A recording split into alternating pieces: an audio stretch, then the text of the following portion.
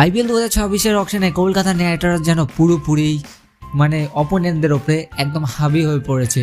মানে Kolkata Knight Riders প্রথম তো ক্যামেরন গ্রিনকে কিনলো, পাথি রানাকে কিনলো, এবার ফিন অ্যালেন কিনলেও কিনলো, কিন্তু কলকাতা নাইট রাইডার্স আমাদের আবার রাহুল ত্রিপাঠীকে কিনেছে। অবশ্যই আমরা রাহুল ত্রিপাঠী 2021 সালে যারা কলকাতা নাইট রাইডার্সের ফুল সিজন দেখেছো, রাহুল ত্রিপাঠীর কথা আলাদা করে বলার নেই। এখনও মনে আছে দিল্লির সাথে শেষ 6 মেরে ফাইনালে তুলছিল 2021 সালে রাহুল ত্রিপাঠী।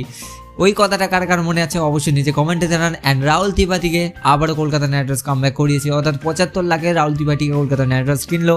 অ্যান্ড কলকাতা নাইট রাইডার্সের এখনও বিদেশি বলার কেনার বাকি, কিন্তু রাহুল ত্রিপাঠীকে অবশ্যই কলকাতা নাইট রাইডার্স কিনেছে। এতে কিন্তু আমরা অনেক খুশি হয়েছি, অবশ্যই খুশি হয়েছি Cameron Green and Finn Allen যে কিনা প্লেইং 11-এ থাকবে, এবং রাহুল ত্রিপাঠীকেও কলকাতা নাইট রাইডার্স যদি প্লেইং 11-এ রাখে তাহলে নতুন করে বলার কিছু নেই, যে মানে শুধু রাহুল ত্রিপাঠী ভাই স্যাটা ভাঙা প্লেয়ার এক কথায়। অ্যান্ড আশা করবো কলকাতা নাইট রাইডার্স একটা বিদেশি বলার কিনবে, অবশ্যই বাংলাদেশি হতে পারে কি অন্য প্লেয়ার হতে পারে। অবশ্যই আপনাদের মতামত নিচে কমেন্টে জানান।